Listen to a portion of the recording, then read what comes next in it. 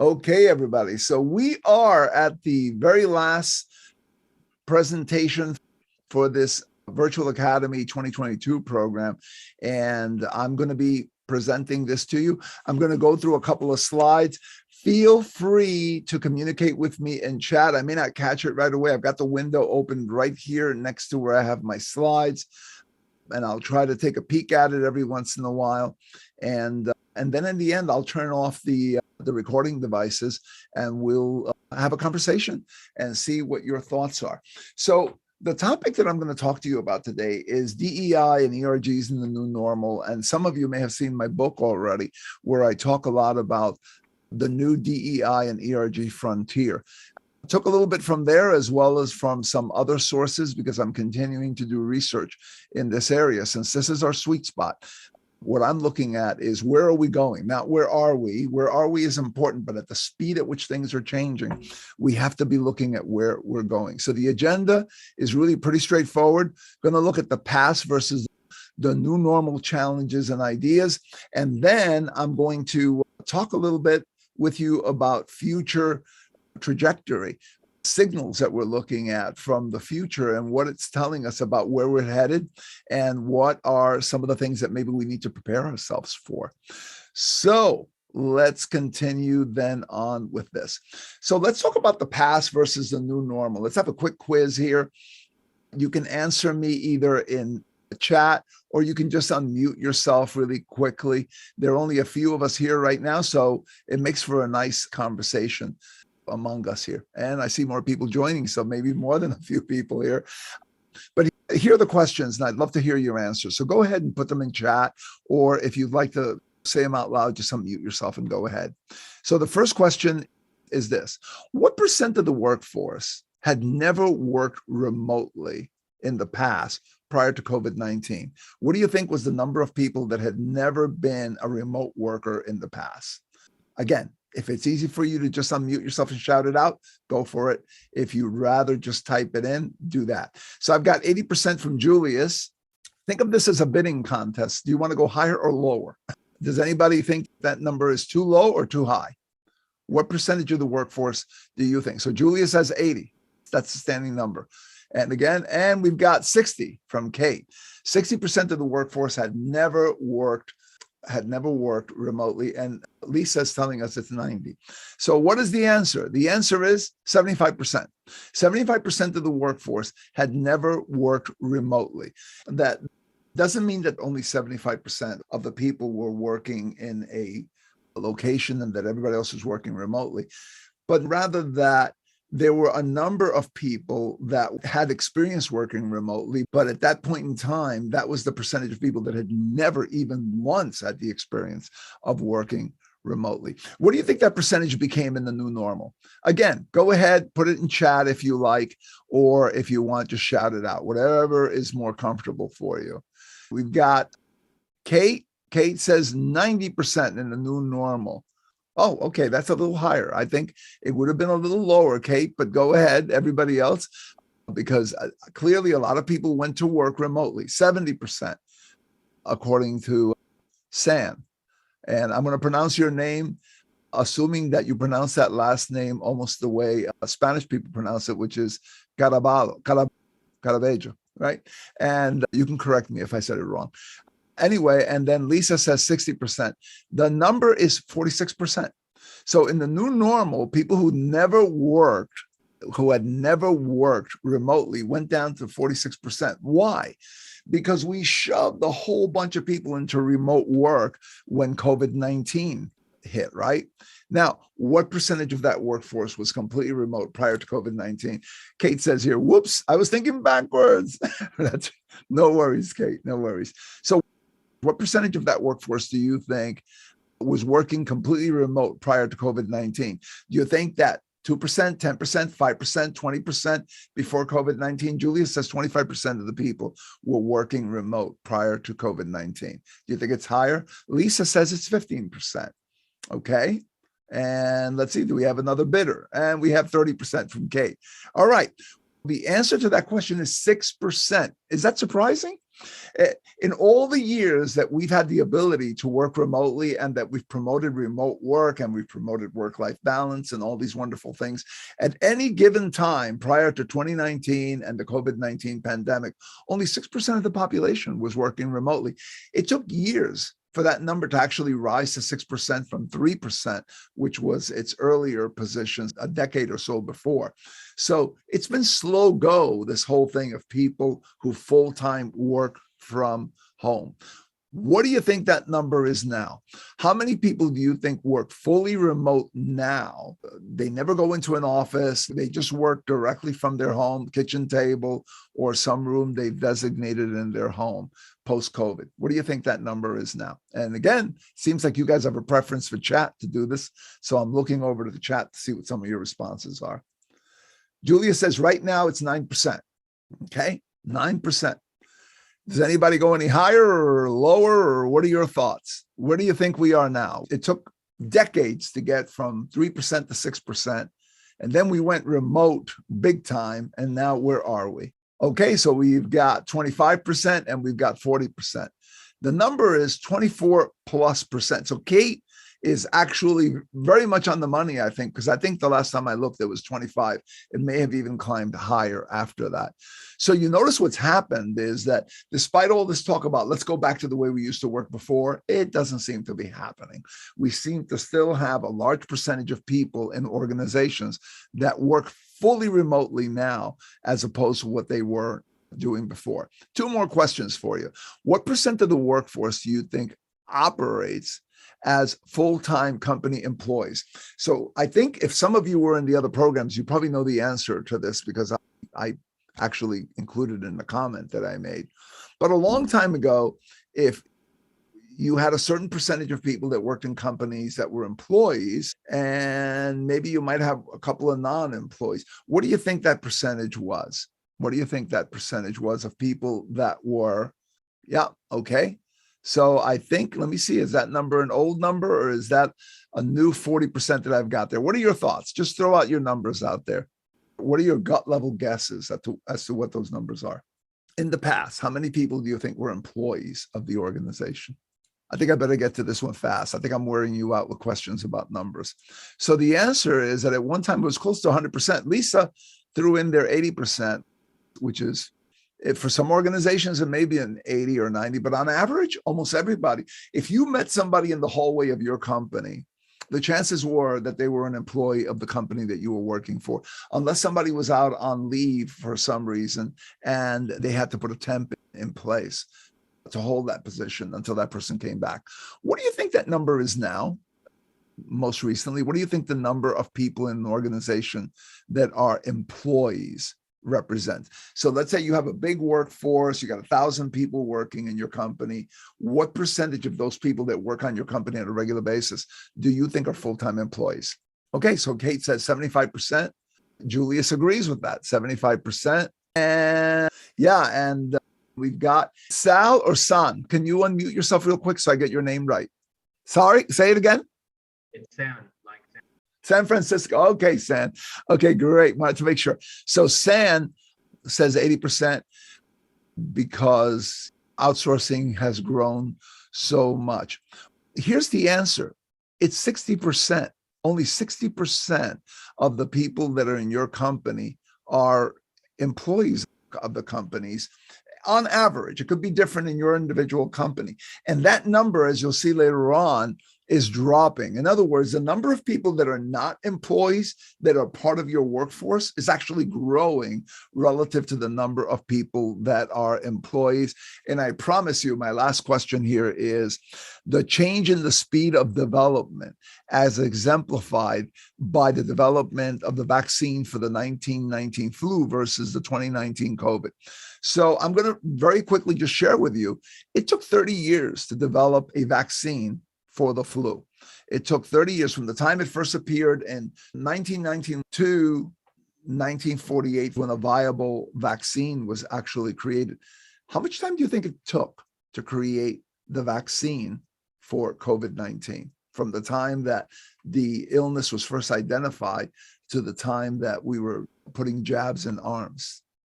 Yeah, Julia says less than 2 years. Absolutely. Anybody else want to narrow that down further? 18 months? Yeah. Here we go. It was actually a little over 3/4 of a year. It took 300 days. And we're measuring from when it became considered a pandemic, not in the beginning when people thought there was something going on, but it was isolated to someplace in China, versus when it became a pandemic to when we actually started getting a drug that people could start putting in people's arms and testing and getting ready to deploy. That is fast. From 30 years to that amount of time to 300 days, that's fast. And the truth of the matter is things are getting faster and faster, right? So let's look at this and at the implications of this for DEI and ERGs. The implication of this is we can no longer ignore remote workers and focus only on people in our campuses, because remote workers, and as you'll see, I also talk more about multidimensional workers, are becoming a larger and larger part of the workplace. So it's no longer enough to say, hey, let's have an ERG meeting in the conference room with the people that are here. You're going to miss a lot of people if you do that. In the past, you missed people. They weren't as large a percentage. Today, it's a significant percentage. The other thing is that we can't ignore the contingent workforce and focus solely on employees, because if you do, and you only focus on employees, you're focusing on a diminishing part of your workforce. And despite all the challenges that may still exist, because all our laws and everything are set up for this system of employee and employer, we have to start thinking of creative ways to address this, because otherwise we're not really incorporating into our strategy people that are part of our value chain to our clients. And finally, I have my friend the Roadrunner here. We got to evolve a lot faster. Our practices are no longer going to be as useful for as long as they used to be, because the world is changing so rapidly. So all of you that are here and everybody who listens to this later on is familiar with the organizational pattern of we take the organization and structure it a certain way to deliver value, and every so many years we take the organization and we disassemble it and reassemble it in a restructuring because things have changed, and now we deliver value this way, and maybe that'll last for a couple of years, and then we go through another restructuring. What's happening now is that things are changing so rapidly that by the time you finish your restructuring and putting all the pieces together, it's time to disassemble again. So our own practices, our practices of DEI, which are based on having an impact on the workplace, the workforce, and the marketplace, have to change rapidly. We have to be aware of what's happening in front of us. And one of the analogies I like to use is when you're walking, you tend to look at the ground in front of your feet because that's where you're going to be in the next second or so. But when you're driving, you tend to look several feet ahead of you because you're moving much faster. The faster that you move, the more that you have to look further ahead of you. We're living in a time where we're moving so fast that we have to look way ahead of us as we are driving our efforts in terms of how we shape them, what we do, what we're thinking about. We can no longer be so focused only on the immediate. We have to be focused on that longer term because the new normal is really fast. So, one of the things that we want to do is look at how we can turn what looks like lemons into lemonade, right?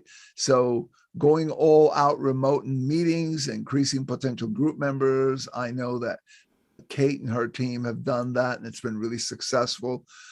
We talked in the last couple of days in some of the other sessions about the need to possibly start non-employee groups based on this distributed company model to gain access to current, future, past contingent workforce members. And we'll talk a little bit about that. Nettie Perez, who was here earlier, talked about how in one of her earlier companies that she worked for, they actually had something set up for non-employee groups.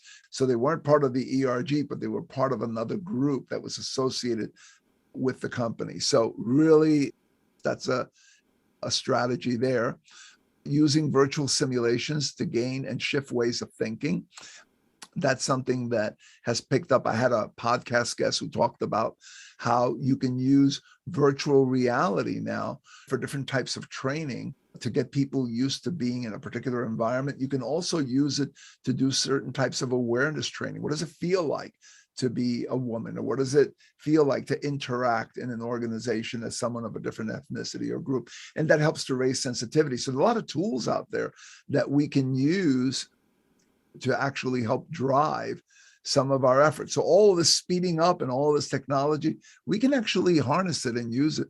And you can use my podcast, the ERG Power Talk podcast.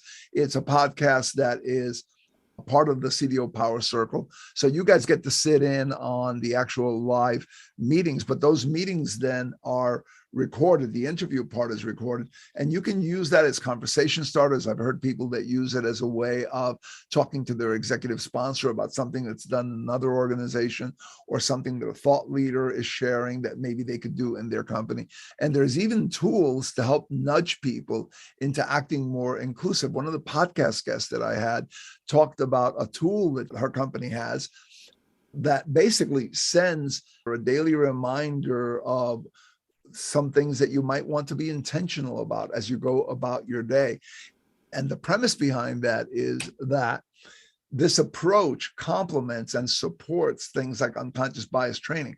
Because a lot of times you go to unconscious bias training, what happens? We forget, right? And we go back into our daily routine and we may forget the majority of what we learned. But when you're reminded every day of being intentional about something, studies show that we tend to change our habits gradually when we're nudged that way. So that's another tool that's available. And certainly by learning how to anticipate the future, by learning how to look at what's coming at us and interpret what may happen next and what we can do to prepare for it, that's going to help us in our organizations, our ERGs and everything, get ahead of the curve. So let's take a closer look at what happened, what got us where we are now, and then where we're headed. So here we go. So how is your workplace evolving? What is it that's happening there? Here's a quick look at the evolution of the workplace. So we mentioned before how only a certain percentage of people had that experience of having been virtual or worked from a remote location before. Literally 94% at any given organization, 94% of the people were non-remote prior to COVID-19. After COVID-19, this is what the world looked like.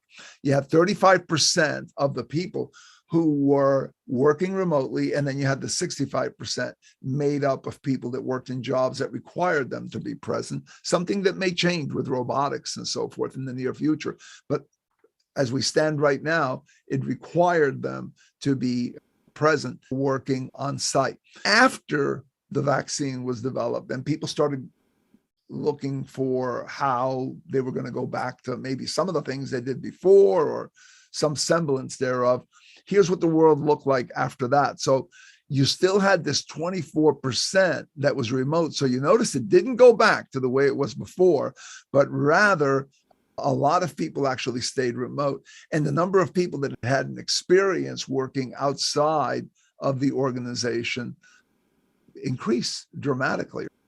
And according to a McKinsey study, they estimate that 29% of all the work done in the United States could be done remotely with no productivity loss. And you can add an additional 10% if needed. So that's close to 40% of all the work being done that could be done remotely. And I will tell you that with advances in robotics and so forth, the number of jobs that need to be done in person is going to continue to decrease. So one of the things that I want you to think about is right now, a lot of organizations are talking about going hybrid, but the future is not exactly looking like it's going to turn out to be hybrid. The future is looking more like it's going to turn out to be multidimensional. I'll show you what I mean there. Prior to COVID, this is where most people were. 94% of the people were in the same place, same time, whether that was a factory, a job site, or an office. They were all together in this group. Later on, a percentage of those people moved into Zoom, Teams, go-to meetings, and these other groups. And of course, if you combine those two, that's your hybrid model, where a lot of organizations are looking at, well, we might have some people that are out of the office and they can Zoom into a meeting, and we're going to have people that are in the office and they're they're going to be physically present. But there are some other dimensions of the workplace that have been out there for a while that are also shifting. One of these is same place, but at a different time. So that's what we affectionately call shift work, right? People that come in at one time when other people are leaving and the other people come in at another time. Due to pandemics, due to other things that may be coming up in the future, a lot of organizations may not be able to or want to fill their buildings to capacity anymore. So the number of people that won't be working in the same place at the same time, even though they're working in the same place, is predicted to increase. You're going to have more people in shift work as a result of the need to make sure that we keep safe distances within certain environments. So what that means is that people work in the same place, but they're not there at the same time. Maybe somebody comes in on Monday and Tuesday, another person comes in on Wednesday and Thursday, and then they all work remotely on Friday. However, the company decides to do it, right? So that's another dimension. A fourth dimension is where people are not only in a different place, but they're working at a different time.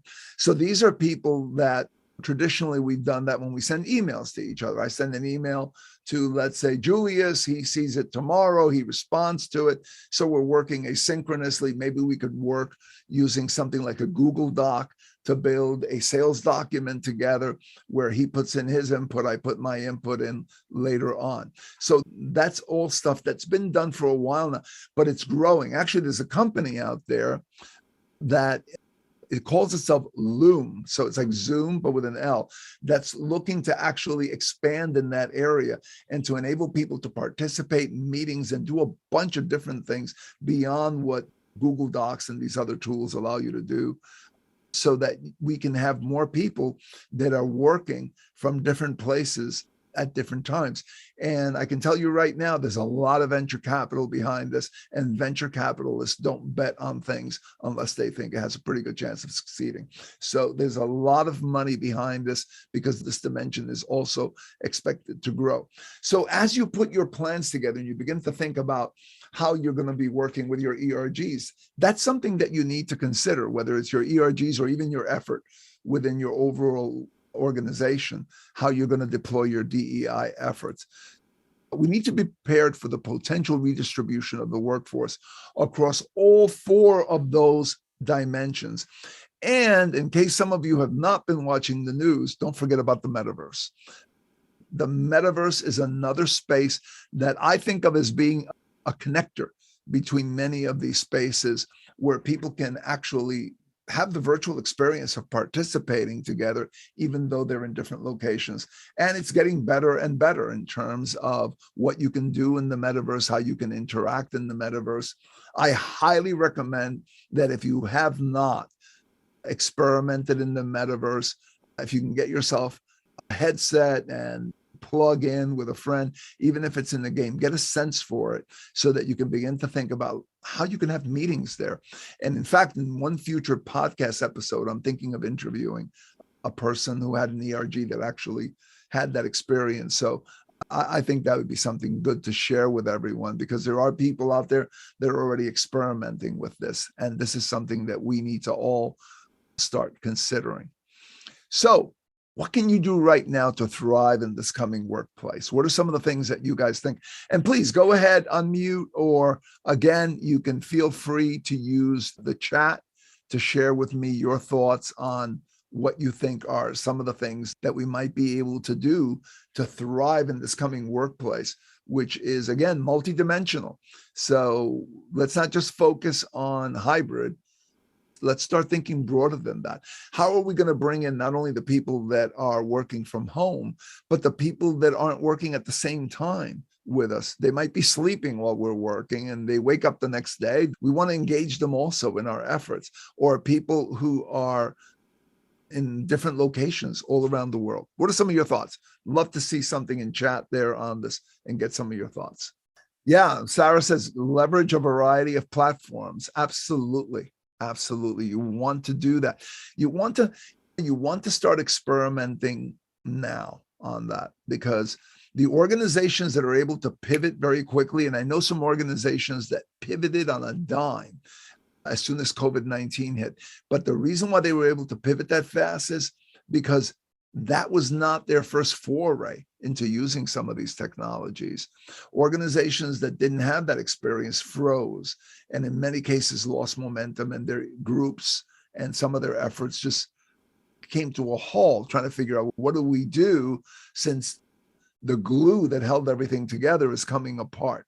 So yes, absolutely leverage a variety of different platforms. Be a tinkerer, be an experimenter, and share that with other tinkerers and experimenters. We don't all need to tinker with everything, but if we all tinker with something and then share with each other, we can all get ahead of that curve. So thank you for that, Sarah. Any other thoughts, folks? Don't be shy. Again, if you want to open up your mic, go ahead. If you prefer to go on the chat, that works for me as well. And San says, ensure communication of your vision and strategic objectives include strategic KPI monitoring and reporting, so all are on the same level despite different times or locations. Absolutely. Absolutely. Yeah. Yeah. That becomes then the hub. You're doing these programs in different ways, but you're moving toward that mutual goal together. Absolutely. Appreciate that. Thank you for that. All right, I'm going to move on. I'm going to share a couple of quick things here with you, that just very few ideas that you can also incorporate. So again, I think this is very similar to what the two comments that I got before touched on. Just start thinking about it. You can engage all these different groups, record your meetings. Start an interactive blog where you say, hey, we had this meeting at 10 o'clock in the morning, and this is for the people that work in the night shift. We had this meeting at 10 o'clock in the morning, and here are some of the points that came up, and would love to get your input. And here's the video of the meeting. So rather than just here's the video, if you put a couple of teasers out there on what might be in there, you're going to engage more people. And if you make it a blog where people can post their ideas and get responses, now you're interacting with people that are in different times or different places. And play with the metaverse, as I said before. Don't shy away from it. Play with these different tools, try them out, so that when the time comes to use them and you need them, you have some experience with them. So how is the workforce evolving? Remember, I told you that only 60% of the workforce was comprised of employees, and that 40% are made up of contingent workforce members. That number is predicted to go up to 50% by 2050. Myself and several other people think that this is going to happen a lot faster, because a lot of people that are making these predictions are thinking in terms of incremental change, the way things changed in the past, which was rather slow compared to the way things are changing now. Today, change is happening so fast that we could find ourselves with something that happens, some tipping point event, and there's going to be a sudden shift that's going to spike that number. But here are some of the other things that tell us that the evolution of the new non-employee workforce is going to continue to grow rapidly.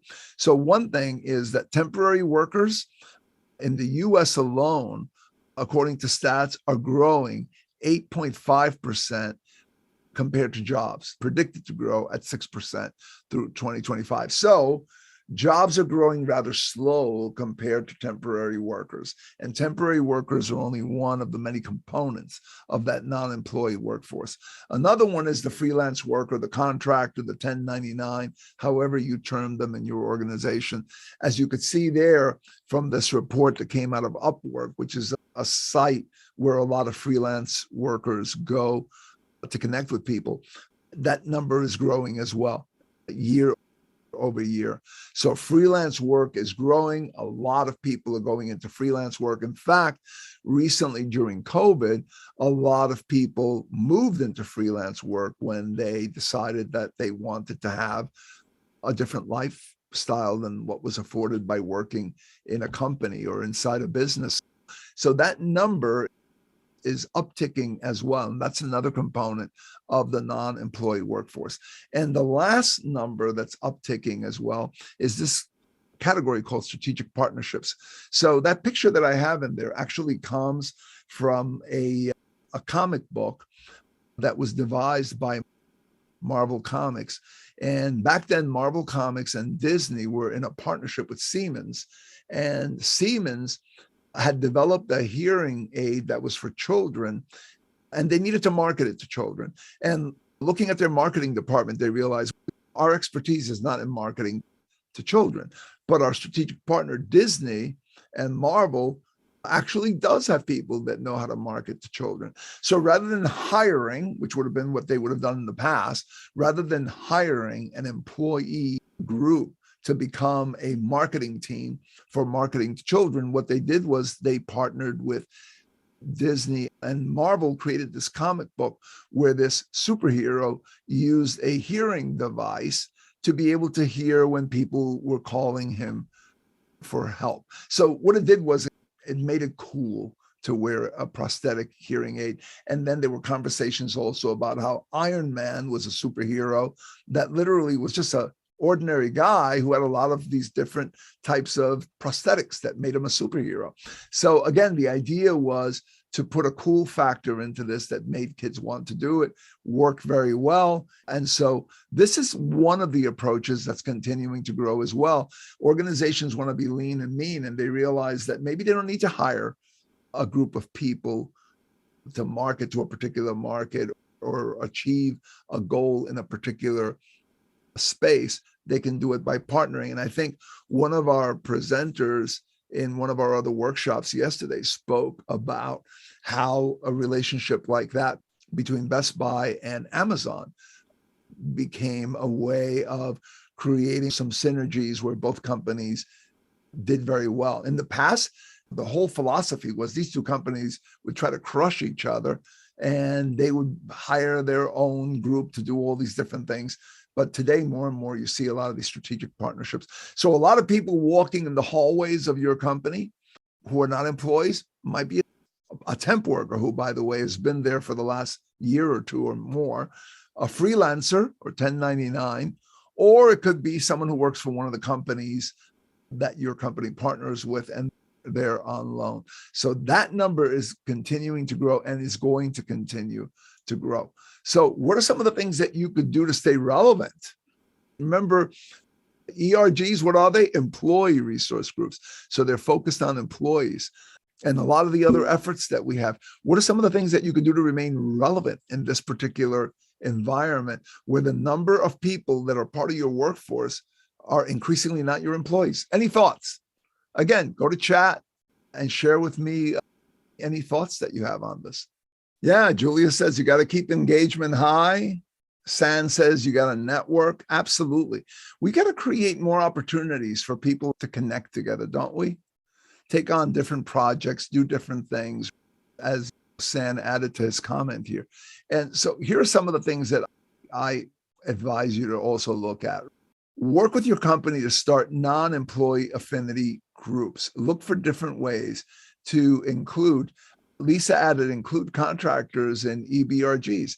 Yeah, sometimes companies have a reluctance to doing that because they feel like, oh, if we treat contractors like employees, it might create a legal problem.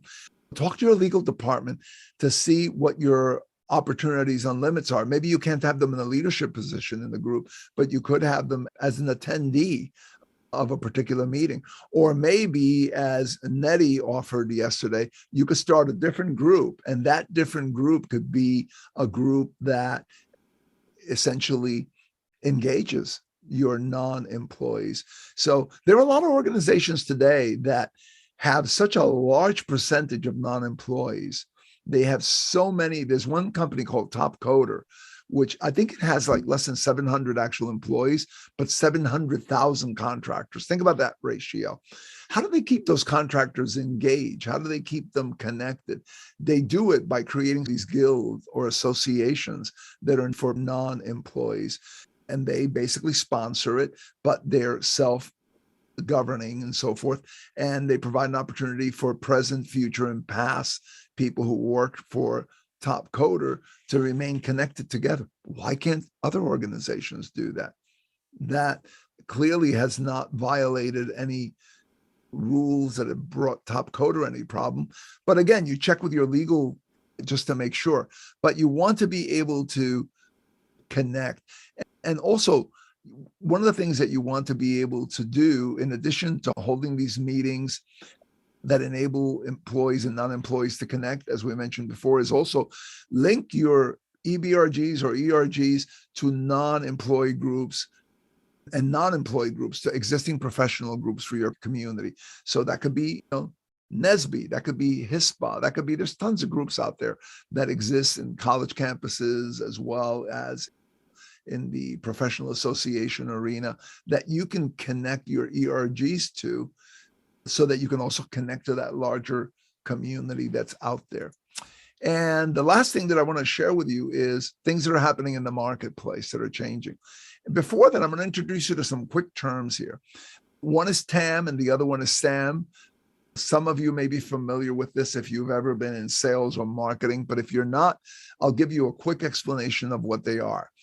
TAM is the total available market. It's the entire universe of potential buyers for your products or services.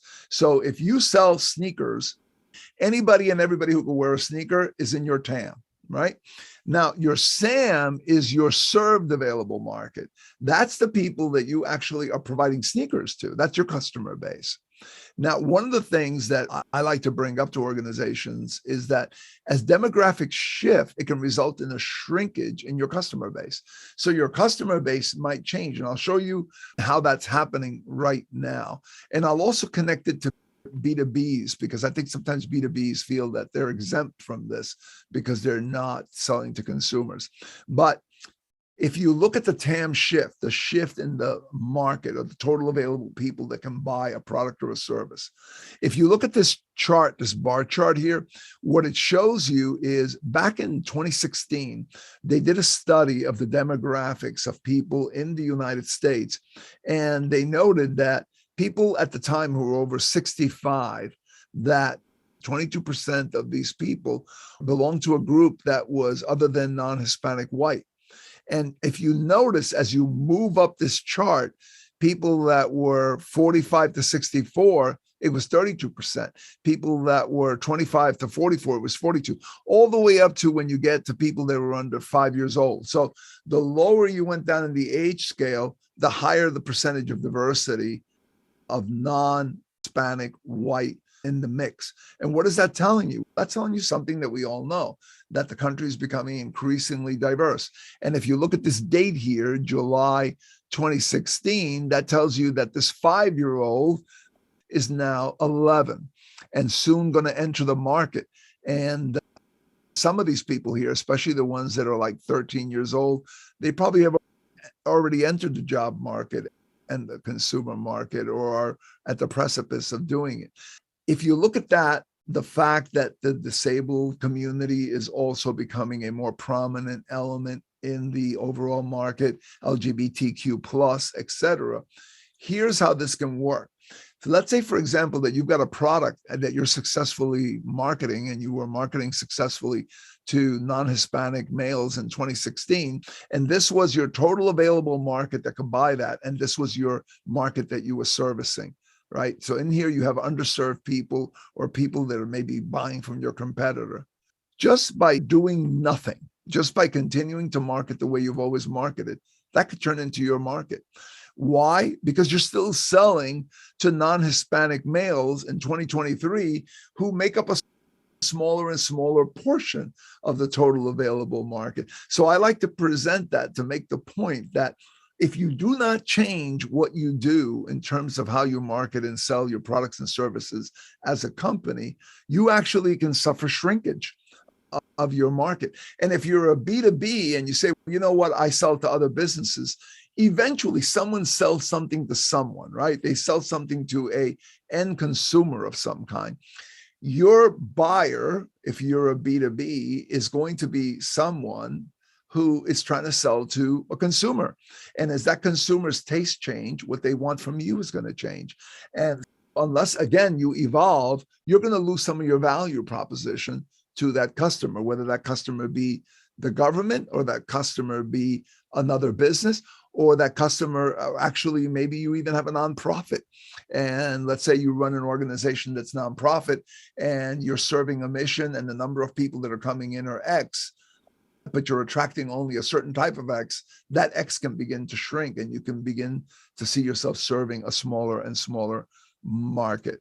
One of the things that I ask people to think about is what can you do to retain and help build your company's market? What are some of your thoughts, folks, listening in? What are some of the things that come up? And then I'll share just a few brief thoughts on my part. But this is a huge opportunity for you, because within that shift that's happening is the opportunity for you to drive a tremendous amount of value to your organization. What are your thoughts, Lisa? I guess ours is my situation where we work is a little bit different than that. But I guess not as much from a total marketplace, but let's just say from a attracting employees market piece of it. Yep. I think a big thing we look at is that recognizing the change, and making sure that you're actively reaching out to people in different areas, and then having having a representation in all areas is going to help you attract and retain more people. Absolutely. With different backgrounds. So Yep. Thank you for that, Lisa. Absolutely.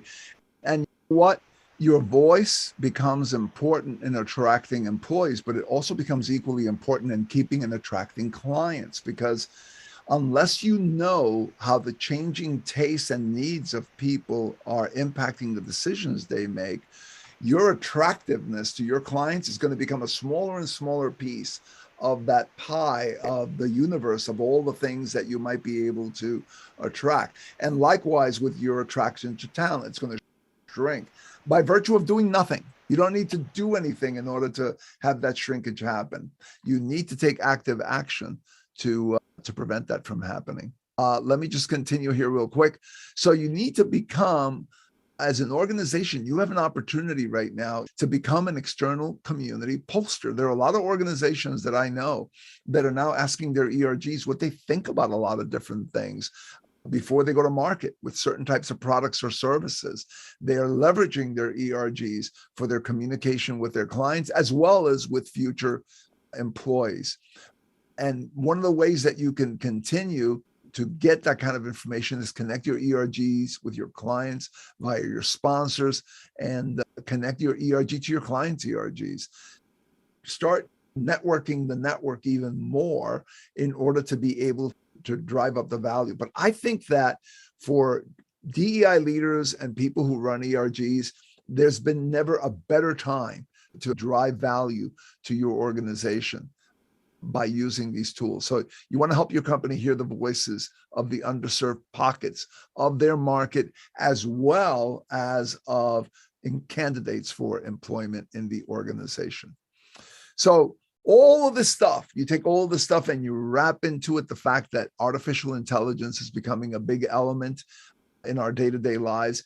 A lot of people don't realize it, but most of our hiring today is done through artificial intelligence systems that can read resumes at phenomenal speeds.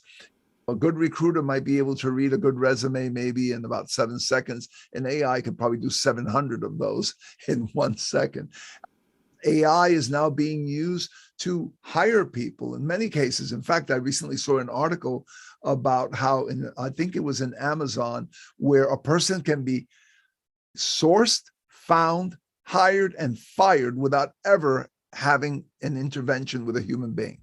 So the system decided this is the candidate, the system decided this is the person, the system decided this is how much we're going to pay them, and the system decided, yeah, you know what, they're not that hot anymore.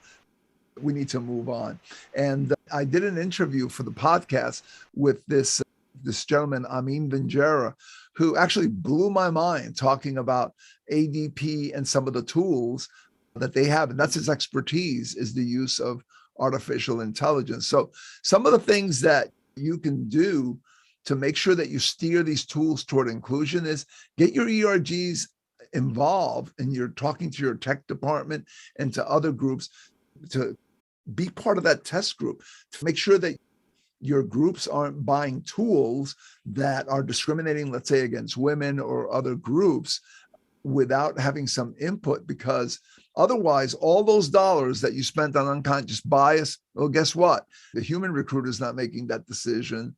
maybe not even the hiring manager. It's being done by this machine. So we need to be aware of that. Again, this is something that we need to start learning. And we don't have to be technologists to do this. This doesn't require you to have a degree in technology.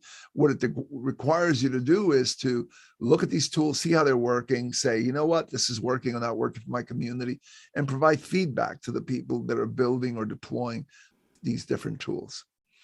And remember, the speed of change is no longer incremental, it's exponential. One of the quick things that I like to show as an example is I tell people, look, if you want to know what this means to you, remember this quiz. If you save a penny a day for 30 days, you obviously end up with 30 cents at the end of 30 days. But how much money would you have if you started with a penny and then doubled the savings every day for 30 days? Antoine, what do you think? What do you think that number is? I'm going to engage you in that. Oh, if I doubled it every day, oh my God, a penny. So you start with a penny. Tomorrow Yep. you save 2. The next day you save 4. The next day you save 8. The next day you save Right. 16. And you just keep doing that for 30 days. How much money do you think, gut feeling, how much money do you think you'd have at the end of 30 days? I'm going to say 32 equal. Are you on the calculator right now? I'm going to say $18 or something. You know what the answer is? No, 30 cents. No. Yes, $18. The answer is $5 million. Now, if you don't What? believe me, I'll share this slide with you, which is where I do the calculation. So on day 1, you save a penny, day 2, 2 pennies, day 3, 4 pennies. But notice how quickly this builds up. On day 15, it's $163 that you're saving. By day What? 22, you're saving $20,971. By day 28, it's $1,342,177.28. And then you could see how you get there. That's the entire calculation that gets you to that. Now, why is that so mind-blowing when you see that number? Why? Because we're not used to thinking exponentially.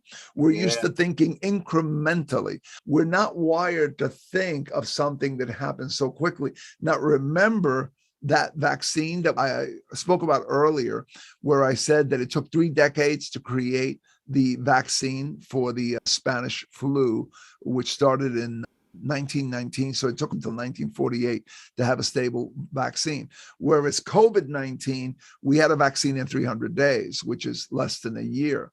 Guess what? Scientists are now talking about creating vaccines in 100 days.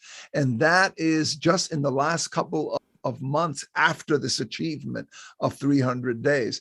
And eventually they'll be able to get the genome for the new disease in the morning, and they'll have the shot by that afternoon ready for testing. So I want to impress upon you with this, that the speed of change is now exponential. It is no longer incremental. The technologies that are built today, combined with other technologies, to combine with other practices, to shift everything that you're doing at work. And when everything that you do at work shifts, all these groups and all these efforts have to be able to respond quickly and effectively in order to remain relevant. So we have to stop focusing on what's happening now and start looking for the signals of the future.